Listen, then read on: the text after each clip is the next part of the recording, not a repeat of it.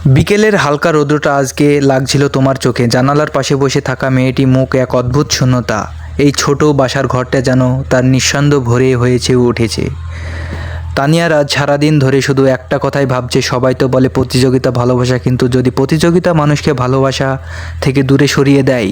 একসময় সে ছিল সবার প্রিয়, বিশ্ববিদ্যালয়ের বিতক দলে সেরা বক্তা, ক্লাসের মেধাবী ছাত্র। তার জীবনের একটাই লক্ষ্য ছিল সেরা হওয়া, কিন্তু এই সেরা হওয়ার লড়াই মাধ্যমে কখনো জেনে হারিয়ে গিয়েছিল অনেক অনেক। সেই শান্ত ধীরে হাসি খুশি ছেলেটি যেন তানিয়ার প্রতিটি সাফল্য নিঃসন্দেহে হাততালি দিত। কেউ জানতো না সেই হাততালির আড়ালে ছিল নিজের অপরের কষ্টের ঢেউ।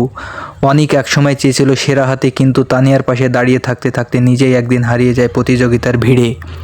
আজ 2 বছর পর তানিয়া জানতে পেরেছে অনিক আর নেই। দুর্ঘটনা বলে সবাই, কিন্তু তানিয়ার মনে হয় এটা ছিল একটা অন্যরকম হার। জীবনের প্রতিযোগিতার ক্লান্ত হয়ে অনিক হার মানে কেবল ভালোবাসার কাছে। তানিয়া আজ প্রথমবার নিজের সেই পুরানো বিতক জয়ের মেডেলগুলো তাকে নিয়ে নামিয়ে টেবিলের ওপর রাখলো। আলতো ঝলমল করছে সোনালি ধাতু, কিন্তু তার চোখে ঝাপসা। কারণ সে জানে সে প্রতিযোগিতার সোনালি ঝলকে সে হারিয়েছে তার সবচেয়ে মূল্যবান মানুষটাকে। বাইরে হঠাৎ বৃষ্টি নামলো। তানিয়া মাথা নিচু করে ফিসফিস করে বলল, অনিক আমি আজ বুঝছি প্রতিযোগিতা ভালোবাসা নয়, ভালোবাসা আসল প্রতিযোগিতা।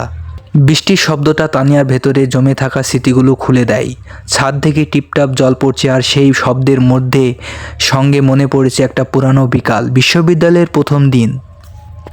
তানিয়া তখন একবারের মতো নতুন চোখে, স্বপ্ন মুখে, আত্মবিশ্বাস। সবাই বলতো সেই মেয়েটি একদিন বড় কিছু করবে, আর সেই ভিড়ের মধ্যে ছিল অনিক, চুপচাপ, একটু হাসি খুশি, সম্ভাবনার তবে নজর কাড়া নয়। তানিয়ার প্রথম যেদিন বিতক ক্লাবে যোগ দিল, অনেক নির্দেশনা দিয়েছিল।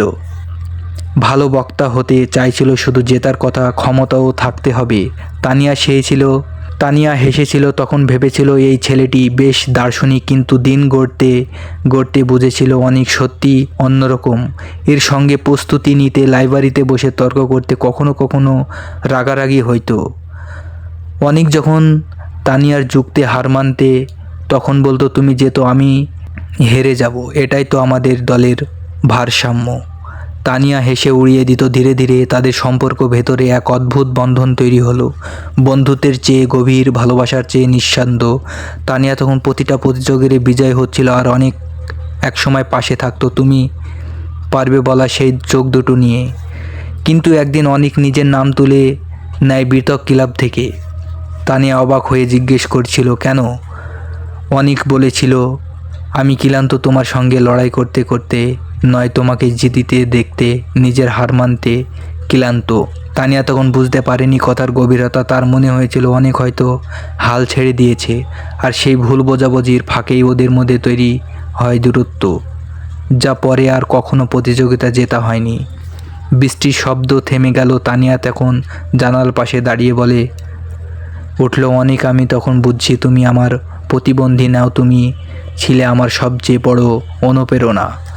আকাশে একটা বজ্রপাত হলো, হয়তো দূর থেকেই আনিকের উত্তর এলো নীরবতার ভেতরে দিয়ে।